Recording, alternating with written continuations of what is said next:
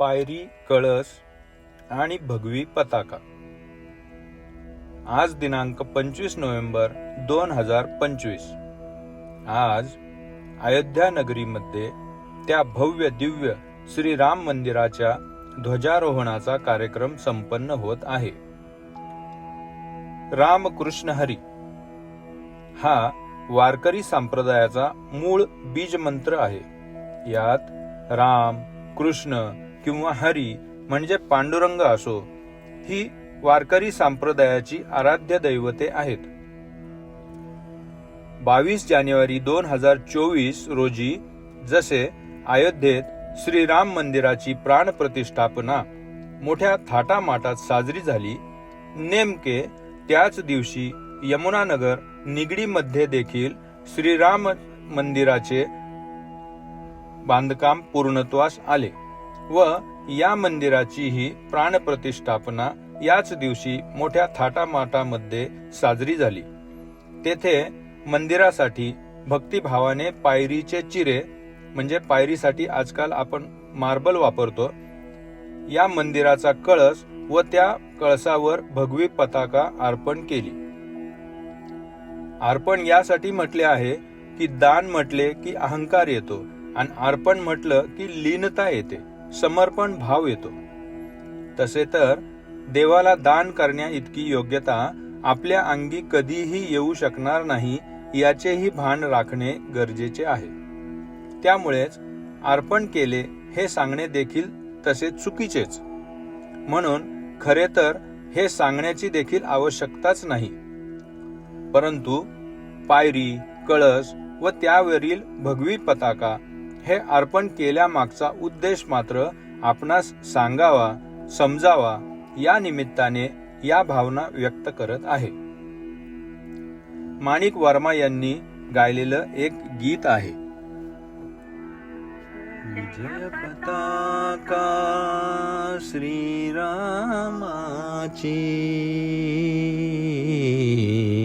झळकते अंबरी.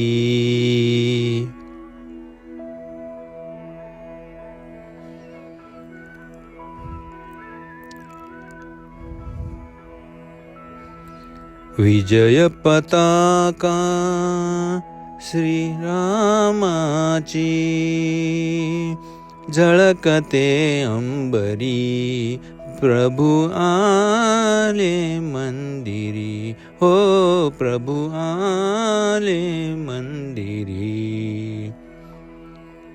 आल उधळुनी नगर रंगले, भक्तगणांचे थवे नाचले.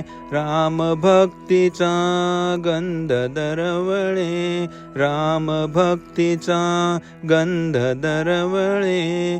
गुढ्या तोरणे घरोघरी घरोघरी. प्रभु आले मंदिरी, आले प्रभु आले मंदिरी.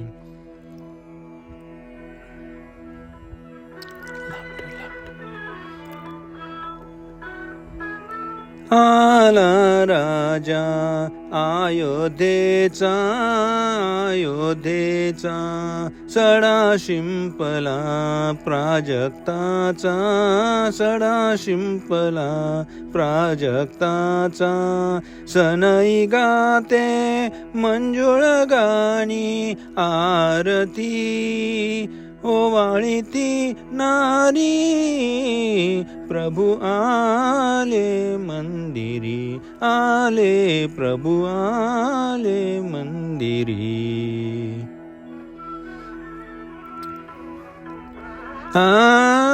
श्रीरामाचा गजर होऊन, गजर होऊन.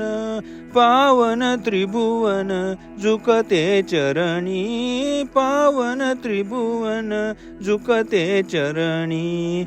भक्त रंगले गुणी गायनी, भक्तियुगाची ललकारी ग ललकारी. प्रभु आले मंदिरी, आले प्रभु आले मंदिरी. विजय पताका श्रीरामाची, श्रीरामाची, विजय पताका श्रीरामाची, झळकते अंबरी, प्रभु आले मंदिरी, हो प्रभु आले मंदिरी. प्रभू श्रीराम रावणाचा वध करून वनवास संपवून परतीच्या प्रवासात अयोध्येच्या जवळ येत असतात. सनई, चौघडे, ढोल, तुतार्यांचे स्वर अयोध्यावासियांच्या कानी पडू लागतात. घोडदौडीमुळे घोड्यांच्या टापांनी उधळलेल्या धुळीची लालिमा दुरूनच गगनी उधळलेली दिसत आहे. त्यातच सर्व सैन्याच्या अग्रभागी सर्वात पुढे पुढे डोलत निघालेला विजयाची पताक ललकारी गात उंच अंबरी झळकणारा भगवा ध्वज दिमाखात फडफडतो आहे. प्रभू श्रीरामांच्या आगमनाच्या या चाहुलीने अयोध्या नगरवासीय प्रजाजन आनंदाने हर्षाने हुरळून गेले आहेत. त्यामुळे अयोध्येतही प्रभू श्रीरामचंद्रांच्या आगमनाची जय्यत तयारी सुरू झाली आहे. सर्व नगरीत रस्त्या रस्त्यांवर रांगोळ्यांची आरास करून गुलाल उधळून मनामनांतील आनंद रस्त्या रस्त्यांवरून भक्तगणांच्या नृत्य गायनाने ओसंडून वाहत आहे. घरोघरी प्रभू श्री रामचंद्रांच्या आगमनाप्रित्यर्थ गुढ्या तोरणे उभारली जात आहेत. एक तो भगवा ध्वज लांबून दिसला तर अयोध्यावासियांमध्ये एवढे आनंदाचे वातावरण निर्माण झाले. या सर्व साज सजावटीच्या आनंदाच्या धावपळीतच प्रभू श्री रामचंद्रांचे आगमन होते. या मिरवणुकीच्या सुरुवातीलाच सनई आणि चौघड्यांचे मंजूळ सूर उमटत आहेत. त्यामागे पिळदार देहयष्टीच्या आमच्या मारुतीरायांनी तो उंचच उंच भगवा ध्वज आपल्या दोन्ही बलदंड हाताने उभा धरला आहे. या दोन्हींच्या नंतर आणि मागील सर्व वानर सेनेच्या पुढे भल्या मोठ्या हत्तीच्या पाठीवर भगव्या लाल पिवळ्या रेशमी वस्त्रांनी सजवलेल्या मुख्य अंबारीमध्ये बसलेले सर्व अयोध्यावासियांचे आनंद निधान प्रभू श्री रामचंद्र. दिमाखात व डौलात चालणारा तो हत्ती, त्यामागे आनंदाने उड्या मारत खिदळत नाचत चाललेली प्रभू श्रीरामांच्या नावाचा जय जयकार करत गरजत चाललेली ती सर्व वानर सेना, असा तो लवाजमा. अयोध्या नगरीच्या प्रवेशद्वाराजवळ प्रभू श्री रामचंद्र अंबारीतून उतरताच त्यांच्या समोरील रस्त्यावर प्राजक्ताच्या म्हणजे पारिजातकाच्या फुलांची उधळण होत आहे. त्या श्वेत केशरी फुलांच्या पायघड्यांनी श्री रामचंद्रांची पायवाट सुगंधाने दरवळत आहे. बंधू लक्ष्मणाच्या व माता सीतेच्या सोबत चालताना श्रीरामांच्या हाताचे दोन्ही दंड छातीपासून किंचितसे दूर काहीसे स्वैरपणे पुढे मागे मुक्त संचार करत आहेत. त्यामुळे श्रीरामांच्या चालीमध्ये सिंहाचा आत्मविश्वास, नाकामध्ये प्राजक्त फुलांचा सुवास आणि आजूबाजूला आनंदाने भरलेल्या अयोध्यावासियांचा सहवास. पदोपदी अयोध्या नगरी, या नगरीतील नारी नर श्री रामांची आरती ओवाळण्यास सज्ज आहेत. त्यांच्या औक्षणाचा स्वीकार करत करत प्रभू श्री रामचंद्र राजमहालाकडे निघाले आहेत. 14 वर्षांपूर्वी अयोध्येतून जाताना राम, लक्ष्मण, सीता असे तिघेच होते. सर्व नगरवासीय प्रभू श्री रामांच्या चरणांवर लोटांगण घेत आहेत. प्रभू श्री रामचंद्र की जय, प्रभू श्री रामचंद्र की जय असा क्षणाक्षणाला गजर करत आहेत. आज परत येताना मात्र श्री रामचंद्रांसोबत अफाट वानरसेना आहे. सरसेनापती मारुतीराया आहेत आणि या सर्वांसोबतच जणू एक आनंद पर्वच आज अयोध्येमध्ये परत येत आहे. अशा नव्या राम पर्वाच्या नांदीचा आज अयोध्येत प्रवेश झालेला आहे. रामराया अयोध्येत येत असल्याची आनंद वार्ता लांबूनच समजली ती या भगव्या ध्वजामुळेच बरं का. राम पर्वाची, राम राज्याची, हिंदू धर्माच्या नवोदयाची नांदी ठरलेला तो भगवा ध्वज 14 वर्षांपूर्वीच राम अयोध्येतून गेले होते. आज दुरून येणाऱ्या त्या ध्वजाचे आगमन म्हणजे हिंदू धर्माचे पुनरागमन. त्या राम पर्वाची, त्या धर्मनिष्ठेची, श्रीरामांच्या शुभ आगमनाची ती निशाणी म्हणजे त्या मिरवणुकीच्या सर्वात पुढे असलेला तो भगवा ध्वज. हनुमंतरायांच्या हातातील ती भगवी पताका. भगवी पताका ही भगवतीचे प्रतीक, भक्तीचे प्रतीक आणि हिंदू भागवत संप्रदायाचे प्रतीक, तुम्हा आम्हा सर्वांच्या हिंदुत्वाचे प्रतीक. त्यामुळेच आजही पंढरीला चाललेला वारकरी मोठ्या अभिमानाने आपल्या खांद्यावर ही पताका घेऊन पांडुरंगाची वारी करतो. त्यामुळे भगवी पताका खांद्यावर दिसली की समोरून येणारा आपोआपच हात जोडतो, शीर झुकून नतमस्तक होतो आणि श्री राम कृष्ण हरीचा उच्चार होतो. मनाला प्रसन्नता प्राप्त होते. भगवी पताका ही हिंदू धर्माची उच्चता, हिंदू धर्माची उंची दर्शवत असल्याने ती कायमच उंचच असते. मग ती मंदिराच्या कळसावर असो वा वारकऱ्याच्या खांद्यावर असो, सदा स्वतःची व ओघानेच हिंदू धर्माची उंची, महत्तता टिकवून असते. ती कायम आकाशी उभी राहून फडफडत असते.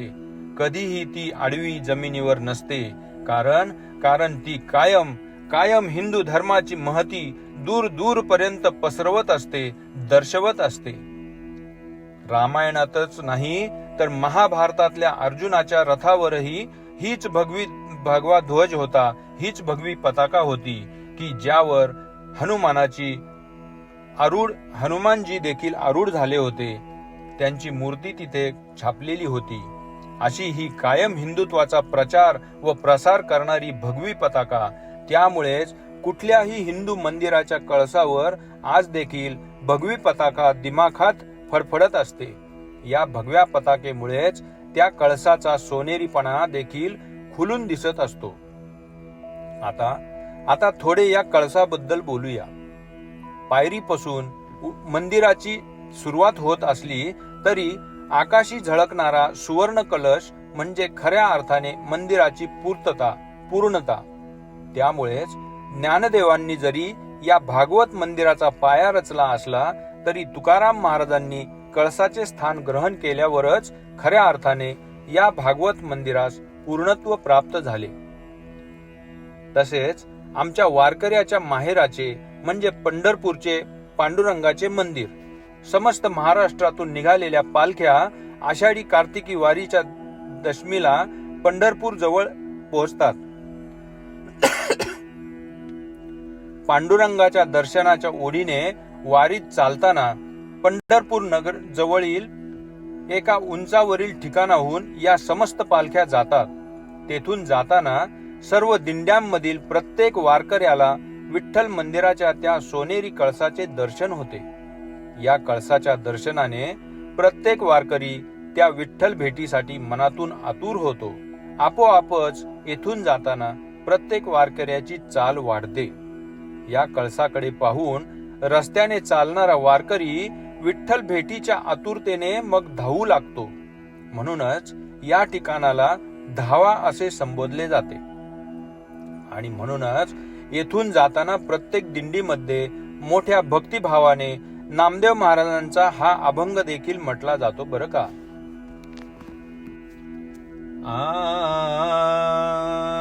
झळझळीत सोनसळा, झळझळीत सोनसळा, झळझळीत सोनसळा, झळझळीत सोनसळा, कळस दिसतो सोज्वळा, कळस दिसतो सोज्वळा, कळस दिसतो सोज्वळा, कळस दिसतो सोज्वळा. बरवे बरवे पंढरपूर, बरवे बरवे पंढरपूर बरवे बरवे पंढरपूर बरवे बरवे पंढरपूर विठोबा रायाचे नगर विठोबा रायाचे नगर विठोबा रायाचे नगर विठोबा रायाचे नगर अरे हे माहेर संतांचे अरे हे माहेर संतांचे अरे हे माहेर संतांचे अरे हे माहेर संतांचे नाम या स्वामी केशवाचे नाम या स्वामी केशवाचे नाम या स्वामी केशवाचे नाम या स्वामी केशवाचे झळझळीत सोनसळा झळझळीत सोनसळा झळझळीत सोनसळा झळझळीत सोनसळा कळस दिसतो सोज्वळा कळस दिसतो सोज्वळा कळस दिसतो सोज्वळा कळस दिसतो सोज्वळा कळसाची झळाळी आणि भगव्या ध्वजाची फडफड पाहून विठ्ठल भेटीच्या ओढीने आणि विठ्ठल दर्शनाच्या आतुरतेने प्रत्येक वारकरी व्याकुळ होतो, तळमळतो. राहिलेले अंतर भर भर भर भर चालत तो मंदिराजवळ येतो. समोरच त्याला नामदेव पायरी दिसते. हिंदू धर्माचे प्रतीक असलेल्या भगव्या पताकेची ओळख झाली. कळसाची ही महती समजली. आता थोडे पायाखालच्या पायरीला समजावून घेऊ. मंदिराच्या पायरीचे महत्व, तिचे मोठेपण खऱ्या अर्थाने जाणले ते संत नामदेव महाराजांनी. भागवत धर्माची भगवी पताका खांद्यावर घेऊन त्यांनी थेट पंजाबातल्या गुमान गावापर्यंत वारकरी संप्रदायाचा व हिंदू धर्माचा प्रचार आणि प्रसार केला. असे संपूर्ण भारतभर फिरलेले हिंदू धर्मातील श्रेष्ठ संत परत फिरून पंढरपूरला येऊन पंढरीच्या पांडुरंगाच्या मंदिरात प्रवेश करताच मंदिराच्या सुरुवातीच्या पायरीखाली स्वतः समाधिस्थ झाले.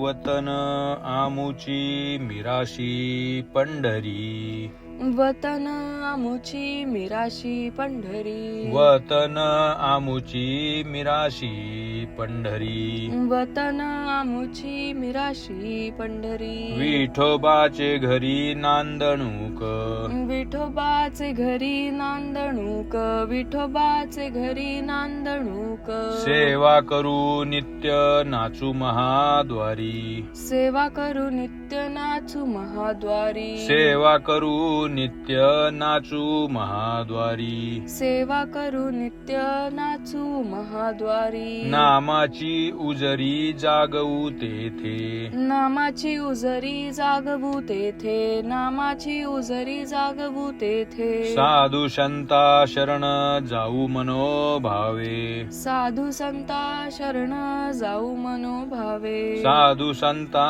शरण जाऊ मनोभावे साधू संता शरण जाऊ मनोभावे प्रसाद स्वभावे देती मज प्रसाद स्वभावे देती मज प्रसाद स्वभावे देती मज नामा म्हणे आम्ही पायरीचे चिरे नामा म्हणे आम्ही पायरीचे चिरे नामा म्हणे आम्ही पायरीचे चिरे नामा म्हणे आम्ही पायरीचे चिरे संत पाय हिरे देती मरी संत पाय हिरे देती वरी संत पाय हिरे देती वरी वतन आमुची मिराशी पंढरी वतन आमुची मिराशी पंढरी वतन आमुची मिराशी पंढरी वतन आमुची मिराशी पंढरी विठोबाचे घरी नांदणूक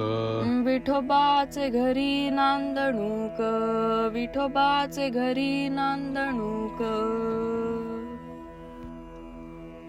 सदा सर्व काळ पंढरीच्या राऊळात भजन कीर्तन करणारे, नाचणारे, बागडणारे आमचे नामदेव महाराज, विठ्ठलाच्या नामस्मरणात नित्य तल्लीन होणारे नामदेव महाराज, विठ्ठलाचा लढिवाळ प्रेम भंडारी असणारे नामदेव महाराज, विठ्ठलाच्या सर्वात जवळचे लाडके असणारे अधिकारी पुरुष म्हणजे नामदेव महाराज. त्यांनी स्वतः आपल्या देहत्यागापूर्वी आपण पायरीचे चिरे होण्याची इच्छा दर्शवावी. नुसती इच्छाच दर्शवणे हे देखील वेगळे, परंतु संपूर्ण भारतभर फिरून फिरून हिंदू धर्माचा प्रचार करून करून आणि केवळ आपला देहत्याग करण्यासाठी पुन्हा परत येऊन त्या विठ्ठलाच्या राऊळाच्या पायरीवर आपला देह अर्पण करावा. बोले तैसा चाले त्याची वंदावी पाऊले. मला वाटतं तेव्हापासूनच ही म्हण प्रचलित झाली असणार. मग एवढ्या महान संतांची त्या विठ्ठलाच्या राऊळाच्या पायरीवरच आपला देह ठेवण्याची इच्छा का बरं व्हावी आणि नेमके जसे बोलले तशीच वर्तणूक का बरं करावी. त्यांना विठ्ठलाच्या पायरीचे चिरेच का बरं व्हावंसं वाटलं. पायरीच का, असे काय आहे त्या पायरीवर. तर मंदिरात विठ्ठल दर्शनाला येणारे सर्व भाविक भक्तजन, सर्व संत मायबापांनी आपल्या मस्तकी पाय द्यावा. त्या चरण स्पर्शाने त्यांची चरण धूळ आपल्या मस्तकी लागावी. या आंतरिक इच्छेने, या अभिलाषेने नामदेव महाराज पायरीचे चिरे होण्याची इच्छा व्यक्त करत आहेत. बरं, कोणाची अभिलाषा काय असते. मुळात अभिलाषा म्हणजे तरी काय हो. काहीतरी मौल्यवान मिळवण्याची इच्छा म्हणजे अभिलाषा. सोनं नाणं मिळावे अशी इच्छा म्हणजे अभिलाषा. काय होती संत नामदेव महाराजांची अभिलाषा. वारकऱ्यांच्या पायाची धूळ मिळावी ही अभिलाषा. ती धूळ ही हातात मिळावी असे नाही, तर ती त्यांच्या पायांच्या स्पर्शातून मिळावी. बरं, मग हाताने त्यांच्या पायांना स्पर्श करावा का. नाही नाही नाही, त्यांनी त्यांचे पाय आपल्या मस्तकी ठेवावेत आणि त्या स्पर्शाने ती धूळ थेट आपल्याला आपल्या मस्तकी धारण करता यावी. काय म्हणावी ही अभिलाषा. आणि अशी अभिलाषा व्यक्त करत असताना जेव्हा ते आपली जीवन यात्रा संपवतात तेव्हा खरोखरच पायरीचे चिरे बनतात. कारण विठ्ठलाच्या दर्शनाला राऊळात येणारे ते वारकरी नाहीतच, त्यांचे पाय हे पाय नाहीतच, आणि त्या पायांवरील ती धूळ ती देखील धूळ नाहीच मुळी. नीट निरीक्षण करा. संत नामदेव महाराज काय म्हणतात. नामा म्हणे आम्ही पायरीचे चिरे, नामा म्हणे आम्ही पायरीचे चिरे, संत पाय हिरे देतीवरी, संत पाय हिरे देतीवरी. स्वतःला पायरीचे चिरे म्हणजे दगड धोंड्यांची उपमा दिली आहे. आणि राऊळात येणारा प्रत्येक वारकरी म्हणजे संत महात्मे आहेत. त्यांचे पाय हे पाय नसून ते हिऱ्यांसमान मौल्यवान चरण आहेत. विठ्ठलाच्या दर्शनासाठी एवढ्या लांबून 15 दिवस वारीत चालून दमून भागून शिणून आलेल्या त्या पवित्र चरणांवरील धुळीला धुळीकण तरी कसे म्हणावे बरं. ते तर विठ्ठल भक्तीच्या मस्तीत बेधुंद झालेले रजोकण आहेत. आणि म्हणूनच हे रजोकण आपल्या मस्तकी धारण करून आपलाही उद्धार व्हावा एवढ्या महान व एवढ्या लीन वृत्तीचे नामदेव महाराज. त्यामुळेच आजही आपणास पंढरीला विठ्ठल मंदिराच्या बाहेर मंदिराच्या पहिल्या पायरीखाली वारकरी संप्रदायाचे अधिकारी पुरुष परमपूज्य संत नामदेव महाराजांची समाधी पाहायला मिळते. आजही मंदिरात दर्शनाला जाण्याआधी प्रथम तेथे डोके टेकवल्याशिवाय आत पांडुरंगाचे दर्शन मिळत नाही. एवढे ते संत नामदेव महाराज मोठे होते, एवढे नामदेव महाराजांचा अधिकार मोठा, एवढा त्या पायरीचा अधिकार मोठा. कळसाची पताका आभाळी फडकली जाते, मात्र पायरीची फरशी पायदळी तुडवली जाते. भगवी पताका म्हणजे हिंदुत्वाचा अभिमान, भगवी पताका म्हणजे वारकऱ्याची शान, वारकऱ्याची खरी ओळख. पताका आकाशात जेवढी दिमाखात फडकवेल तेवढेच दुरून तिला पाहून भक्ताचे मन अभिमानाने आणि आनंदाने उचंबळून येते. पताका म्हणजे दिमाख आहे, कळस म्हणजे मंदिराची शान आहे, तर पायाखालच्या पायरीचा भाव लीन आहे. देवाचे दर्शन घेण्यासाठी जाणाऱ्या सर्व संतांनी, सर्व भक्तांनी पायरीवर पाय दिला तरी पायरीला त्यात जराही कमीपणा वाटत नाही. उलट एवढ्या मोठ्या साधू संतांची चरणधूळ धारण करण्यातच तिला खऱ्या अर्थाने कृतज्ञता व धन्यता वाटत असते. मंदिराचा कळस सर्वात मोठा, सर्वात महान, तर पायरी मात्र सर्वात लहान. सोनेरी झळकणाऱ्या कळसाची उंची 6 फुटाची, तर पायरीची उंची केवळ 6 इंचांची. गावातून कुठूनही कळसाचे दर्शन सहज होऊ शकते. पायरी मात्र मंदिराच्या जवळ गेल्यावरच दिसते. कळसाला पाहिलं की आपसुकच देवाची आठवण होते आणि हात जोडले जातात. लांबून देखील परमेश्वराची पवित्र आठवण देण्याचे काम कळस करत असतो. जेथे उभा आहे तेथूनच भाविक दोन्ही हात जोडून मनोमन देवाची आठवण काढून नमस्कार करतो.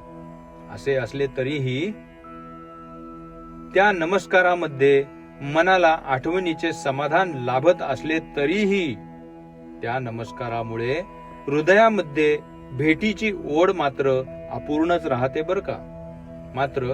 मात्र हाच भाविक मंदिराकडे चालत जाऊन जेव्हा मंदिराजवळ आल्यावर पायरीच्या मस्तकावर पाय देऊन गाभाऱ्यातील देवाशी सन्मुखता साधतो, पायरीवर उभं राहिलं की आपोआपच त्याची उंची वाढते. आपोआपच त्याला समोरच्या गाभाऱ्यातील देवाचे दर्शन होते आणि मन प्रसन्नतेने भरून येते. आपोआपच मग पायरीवरील भक्ताचे पाय परमेश्वराच्या दर्शनाच्या ओढीने गाभाऱ्याकडे आकर्षिले जातात. पायरीच्या आधारे देवाशी जवळीक साधली जाते.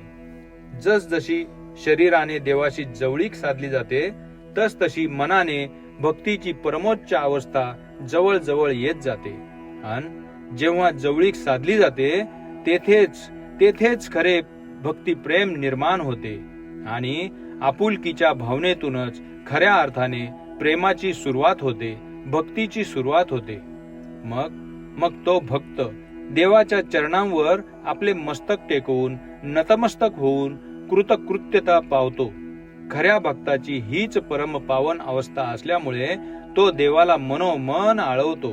हे परमेश्वरा, येथोनिया नुटवी माथा मरणा वाचोनी सर्वथा. येथोनिया नुटवी माथा मरणा वाचोनी सर्वथा. मरणा वाचोनी सर्वथा. मरणा वाचोनी सर्वथा. म्हणजेच त्या भक्ताला देवाच्या चरणांना आलिंगन दिल्यावरच भक्तीची खरी परमोच्च अवस्था प्राप्त होते. परंतु यासाठी आधी पायरीशी सलगी साधावी लागतेच बर का. कळसाच्या दर्शनात मात्र हे सुख नाही. त्या दर्शनात परमेश्वराची फक्त आठवण आहे. तो आपला क्षणोक्षणी सांभाळ करतो. या भावनेने भाविक दुरूनच परमेश्वराचे मनोमन आभार मानतो. हेच त्या कळसाचे काम. आणि म्हणूनच माझ्या मते देवाची आठवण करून देणाऱ्या कळसाचे महत्व जरी मोठे असले ना तरीही देवाशी समरस करणाऱ्या पायरीचा मान देखील छोटा नाही बरं. कळस सर्वात उंच तर पायरी सर्वात खाली. कळस सर्वात श्रेष्ठ तर पायरी सर्वात कनिष्ठ. पायरी जशी साध्या दगडा धोंड्याची तर कळस मात्र सुवर्णाचा असतो. कळस उंच आभाळी तर पायरीची जागा सर्वांच्या पायदळी. कळसाला सोन्याचा मुलामा देतात. हाच सुवर्णाचा कळस मोठा असतो, श्रेष्ठ असतो, उंच असतो. परंतु उंच असतो म्हणूनच कळस सर्वसामान्य भक्तांपासून लांब दूर असतो. प्रेमळ भक्तांच्या सलगीपासून वंचित असतो. पायरीचे मात्र तसे नसते बरं. ती भक्तापेक्षा मोठी तर नसतेच नसते, परंतु भक्ता एवढी देखील नसते. भक्तापेक्षा कितीतरी पटीने लहान, किंबहुना सहज सहज त्याच्या पायाखाली येईल ती यावी एवढी ती छोटी असते. अनायासे याच कारणामुळे भक्ताची व परमेश्वराची भेट याच पायरीमुळे होते. लहान असूनही एवढी मोठी पायरीची महत्तता. देवाच्या भेटीला मंदिरात जाणाऱ्या सर्व भक्तांना देव आवडतो आणि आपल्या भेटीला आलेले हे सर्व भक्त देवाला आवडत असतात. देवाला आवडणाऱ्या सर्व भक्तांच्या चरणांचे पवित्र रजोकण नकळतच त्या पायरीला लागतात. परिणामी त्या अचल दगडाची ती पायरी देखील त्या रजोकणांना आपल्या मस्तकी धारण केल्याने पवित्र आणि पावन होऊन जाते. आपल्या यमुनानगर निगडीच्या सर्व भाविक भक्तांनी, संत मायबाप्पांनी आजपर्यंत व येथून पुढे देखील श्री राम मंदिराच्या ज्या पायरीवर पाय दिला, अशा पवित्र पायरीवर पाय देण्याची माझी तरी लायकी देखील नाही. त्यामुळेच माझ्यासारखा अति सर्वसामान्य परंतु निस्सीम भक्त या श्रीराम मंदिरात जाताना त्या अचल पायरीवर पाय देताना आधी तिचे दर्शन घेतो. आधी तिच्या मस्तकावरील आपणा सर्व संतांचे चरण रज स्वतःच्या मस्तकी धारण करतो आणि मगच त्या पायरीच्या आधारे पुढे परमेश्वराच्या श्रीरामांच्या दर्शनाला निघतो. यमुनानगर निगडी येथील श्रीराम मंदिराच्या पायाभरणीपासून ते थेट कलशारोहणापर्यंतच्या सर्व बांधकामात सहकार्याचा खारीचा वाटा उचलायची मला संधी मिळाली. याबद्दल मी श्रीराम प्रभूंचे चरणी सदा सर्वदा नतमस्तक आहे. तसेच सर्व यमुनानगर शहरवासियांचा मनपूर्वक आभारी आहे. या मंदिराला मी मोठ्या भक्तिभावाने अर्पण केलेला कळस व कळसावर फडफडणारी भगवी पताका, तसेच पायरीचे चिऱ्यांऐवजी हल्लीच्या काळात वापरत असलेल्या मार्बलच्या पायऱ्या या चिरकाल तेथे राहो. ती पायरी चढून मंदिरात दर्शनासाठी जाणाऱ्या भाविक भक्तांच्या चरणांचे रजोकण त्या पायरीप्रमाणेच माझ्याही मस्तकी कायम राहो, हीच प्रभू श्रीरामचरणी दोन्ही हात जोडून प्रार्थना करतो. मी अर्पण केले हे सांगण्यात देखील कुठेतरी अहंता येते, परंतु त्या मागचा लीन भाव प्रकट व्हावा, कळावा, समजावा यासाठीच केवळ हा भाव प्रपंच मांडला. इवलेसे रोप लावियले द्वारी, त्याचा वेलू गेला गगनावरी. मोगरा फुलला, फुले वेचिताची बहरू कळियांसी आला. रोप लावणारा मी नसलो तरीही पायाभरणीपासून ते थेट आकाशातल्या कळसांपर्यंत पोहोचून पूर्णत्वास गेलेला या यमुनानगर मधील श्रीराम मंदिर रूपी मोगऱ्याचा सात्विक वेल सर्व भक्तगणांच्या हृदयात कायम भक्ती प्रेमाचा मोगरा फुलवत राहो. त्याच्या सुगंधाच्या दरवळाने यमुनानगर मध्ये सदा सर्वदा धार्मिक व भक्तिमय वातावरण नांदत राहो, हीच प्रभू श्रीरामांच्या चरणी प्रार्थना. श्रीराम जय राम जय जय राम. श्रीराम जय राम जय जय राम. श्रीराम जय राम जय जय राम. श्रीराम जय राम जय जय राम. श्रीराम जय राम जय जय राम. श्रीराम जय राम जय जय राम. श्रीराम जय राम जय जय राम. श्रीराम जय राम जय जय राम. श्रीराम जय राम जय जय राम. श्रीराम जय राम जय जय राम. श्रीराम जय राम जय जय राम. श्रीराम जय राम जय जय राम. श्रीराम जय राम जय जय राम. श्रीराम जय राम जय जय राम. श्रीराम जय राम जय जय राम. श्रीराम जय राम जय जय राम. श्रीराम जय राम जय जय राम. श्रीराम जय राम जय जय राम. श्रीराम जय राम जय जय राम. श्रीराम जय राम जय जय राम. श्रीराम जय राम. श्रीराम जय राम. श्रीराम जय राम जय जय राम. श्रीराम जय राम जय जय राम. श्रीराम जय राम जय जय राम. श्रीराम जय राम जय जय राम. श्रीराम जय राम जय जय राम. श्रीराम जय राम जय जय राम. श्रीराम जय राम जय जय राम. श्रीराम जय राम जय जय राम. श्रीराम जय राम जय जय राम. श्रीराम जय राम जय जय राम. श्रीराम जय राम जय जय राम. श्रीराम जय राम जय जय राम. श्रीराम जय राम जय जय राम. श्रीराम जय राम. श्रीराम जय राम. श्रीराम जय राम जय जय राम.